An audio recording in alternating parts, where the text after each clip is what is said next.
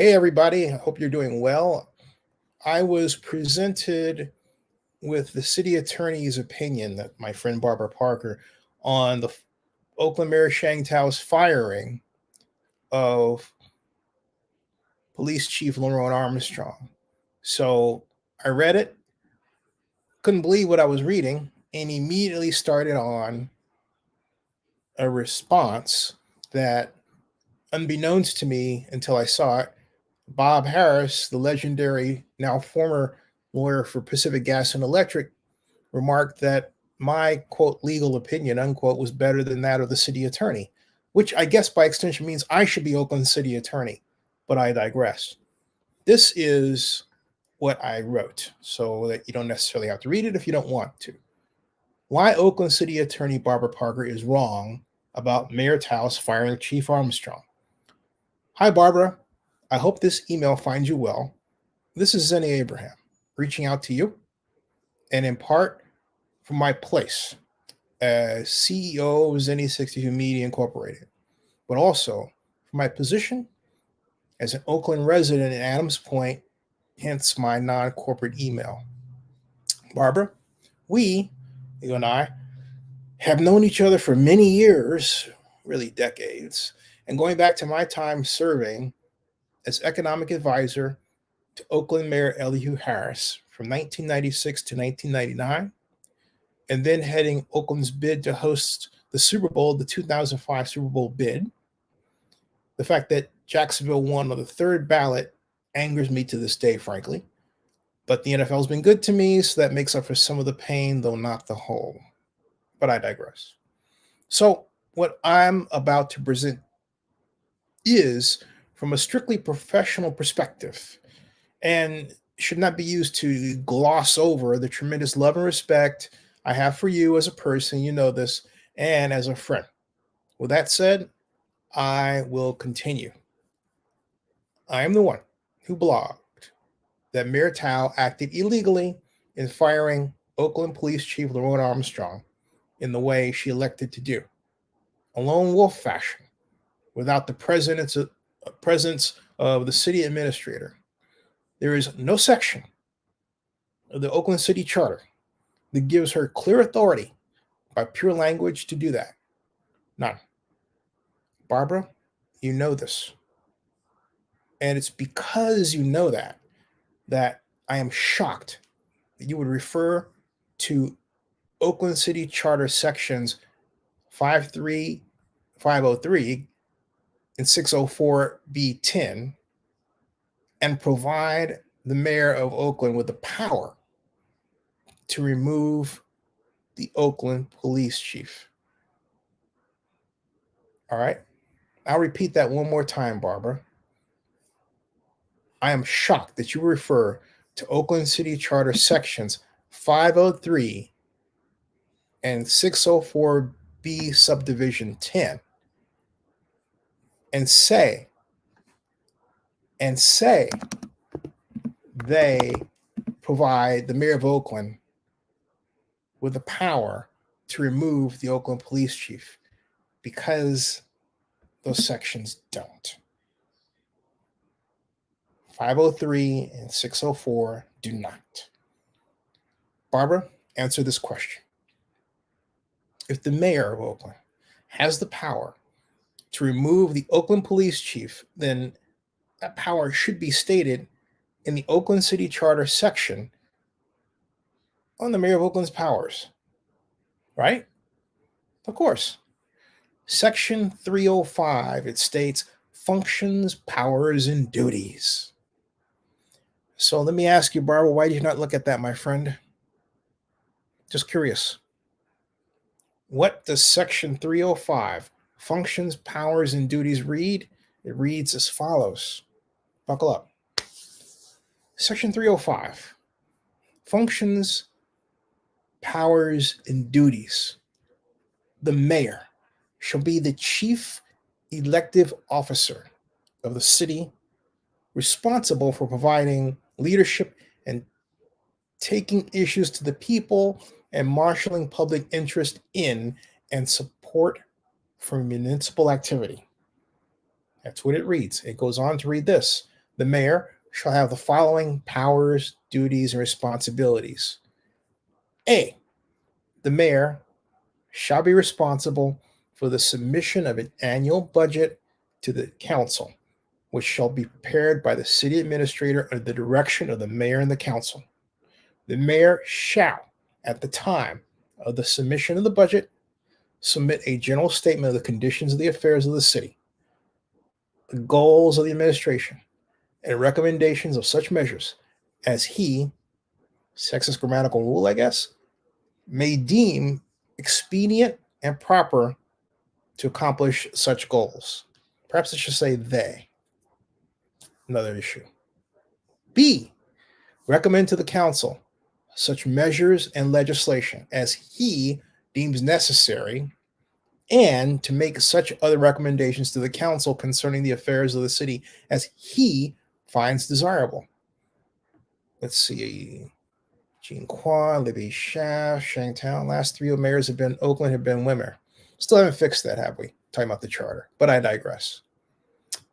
C, encourage programs for the physical, economic, social, and cultural development of the city. D, actively promote economic development to broaden and strengthen the commercial employment base of the city, which Shang Tao hasn't done yet. That's another story. E, appoint the city administrator. Note, appoint the city administrator subject to confirmation by the city council. Remove the city administrator and give direction to the city administrator. The mayor shall advise the council before removing the city administrator. Note that the arrow points mayor to city administrator, giving the mayor sprinkled dust of power, right? F, serve as ceremonial head of the city. G, represent the city in intergovernmental relations as directed by the council. H, provide community leadership. Note, there is only one person the mayor appoints or removes, the Oakland City Administrator. And that's that. Barbara, you reached for the case of Diamond International versus Boas to back your claim. In that court battle, where the SF's chief administrative officer challenged the authority of the registrar of voters, you wrote, quote, specific provisions in a municipal charter control over general ones, and the general and special provisions operate together, neither working the repeal of the other. But you forgot the dissenting opinion, which specifically points to my concern over your actions in backing Mayor Thao, and reads this way, quote, the majority opinion deems it necessary, or unnecessary, the majority opinion deems it unnecessary to decide that question. But in my view, however convoluted it can only be read as approving the illegal actions of the chief administrative officer in flouting the plainly expressed legislative purpose of section 3.201 of the charter. You have done that here. Now I'm going to where this picks up.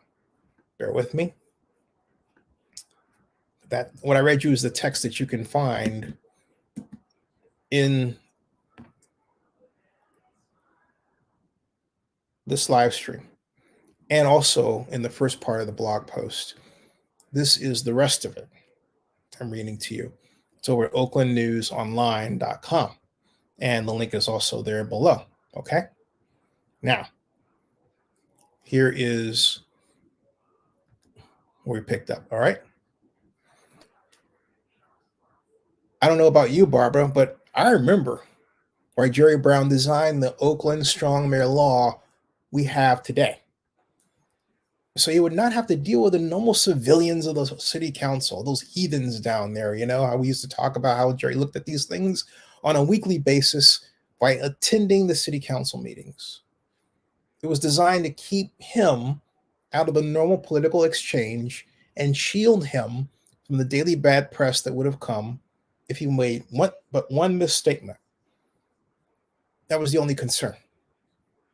Jerry wanted his CAO to handle matters like firing department heads and hiring them. And in the case of the police chief, Jerry acted with and not rather than the city administrator he hired. They were there to be seen as one, not separated by charter. So the city administrator acted on the wishes of the mayor. That was the case. Barbara, your language completely ignores that fact of history in Oakland. Indeed, it ignores that fact of history in California politics and law. For my example, I turned to the case of Jerry Brown, my boss at one point, versus the Fair Political Practices Commission that he is proud to remind everybody he created. 84 Cal App 4th, 137, Cal Court, App 2000. Now, I was in court sitting right next to Jerry for that case. It's in Court 80, down at the courthouse there, okay? Now, that case states as follows, quote, the charter revisions enacted by Measure X in 1998 did not change the powers of the council. The description of the city manager's responsibilities was substantially unchanged, but the mayor was given the new power to direct the city manager's activities. The mayor's enumerated duties were also substantially unchanged, but he gained significant authority over the city's administrative affairs. Before Measure X, the mayor was a council member subject to the non-interference clause, which the initiative did not revise in any substantive way. The principal effect of the charter revisions was to establish the mayor as head of the executive branch of city government with unprecedented authority to control the city manager's administrative functions. Note, quote, unprecedented authority to control the city manager's administrative functions, unquote. That means the mayor acts through the city administrator and not as a replacement to the city administrator, Barbara. So the mayor can't act alone and must act in concert with the city administrator. Mayor Thao did not do that. So you reach for Charter Section 604B10, and then you write the following, quote, the mayor has independent authority to terminate the police chief with or without cause pursuant to Charter Sections 503 and 604B10. That's what you wrote. But in point of fact, Barbara, as stated in Brown versus Fair Political Practices Commission, that's not true. And this points to my concern that your first objective was proving that Mayor Thao was correct and did not at all stop to consider the vast sea of legal opinions in city charter language that points to the mayor, in fact, acting illegally. Otherwise, why leave yourself in the city of Oakland wide open to what would be a devastating, embarrassing legal attack? And why do that, right? What's the point, right? What's the point of doing that? Okay. For example, you use this language from 604B10, quote, notwithstanding any other provision of this charter or any provision of the Oakland Municipal Code in acting separately or jointly with the mayor, the police commission may remove the chief of police by a vote of no fewer than 5 affirmative votes. If acting separately, the commission may remove the chief of police only after adopting a finding or findings of cause, which shall be defined by city ordinance. Upon removal by the commission, by the mayor, or by the mayor and the commission acting jointly, or upon the notice of vacancy of the position of chief of police, the mayor, in consultation with the chair of the commission, shall immediately appoint an interim chief of police. The commission, with the assistance of the city administrator, shall prepare and distribute a job announcement and prepare a list of 3 candidates for chief of police and transmit the names and relevant background materials to the mayor. The mayor shall appoint one person from this list or reject the list in its entirety and request a new list from the commission. But Barbara, you know what you did in presenting that? You left out the top beginning of the police commission's powers and abilities, that title, which reads as follows. B, powers and duties. The powers and duties of the commission are as follows. You left that out, okay? And then you replaced it in your own letter with this, quote, with respect to the mayor's appointing authority over the police chief, Charter Section 604B10 provides a relevant part. You put that in there. Barbara, as I write here, that is a no-no.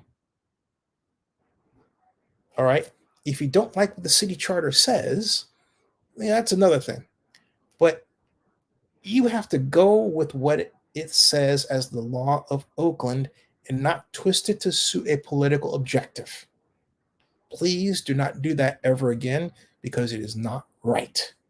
My mentor, the late Alameda County Council Richard Winnie, is talking to me from above now, and he's telling me to not let you get away with that. So I'm not allowing this perturbation of the city charter to stand. And I'm taking this position in honor of Richard Winnie, who also crafted the original version of Oakland's strong mayor law. Or I should say co-crafted. The proper way forward was to have Mayor Thao act as though, or through rather, her city administrator and with the police commission. Indeed, 604B10 does not specifically assign power to the mayor, but assumes that another part of the city charter has such language. Guess what? It's not anywhere. And it is certainly not where it should be, and that is under mayor's powers. Moreover, even when you say, quote, the mayor has the power, unquote, what you're really leaving out is the detail. The mayor of Oakland must work through the city administrator and not alone. That's the little devil in the detail, and one you left out, Barbara. It's one you left out. In closing, we have a big mess. Mayor Thao acted without a clear view of charter language. Moreover, she's afraid to take her case to the police commission because of the fact that she did not appoint most of the members on it. That's completely baseless and no reason to try and skirt the city charter, but that's clearly what was done. That's not something you should be backing, Barbara. I call on you, please, to recall your legal opinion as soon as possible for the good of Oakland. Barbara, I remain your friend, but one who is painfully concerned with the over-politicization of direction of Oakland that has been established. Please reject that path. Best regards, Zenny. And I provide the city attorney's original legal opinion below what I just read to you. Okay? So there it is, my resuscitation. And thank you, Bob Harris, for, I guess, making me Oakland's next city attorney. I don't know. Subscribe to Zenny62 and bookmark oaklandnewsnowblog.com. But I want to say this. This is not about me This is about Oakland. Oakland is in trouble, big trouble. And what's going on is we got a number of people who are acting as if this is the status quo and we didn't have anything better, when in point of fact we did. We cannot allow this state of affairs to continue. The ship must be righted at all costs. Thank you.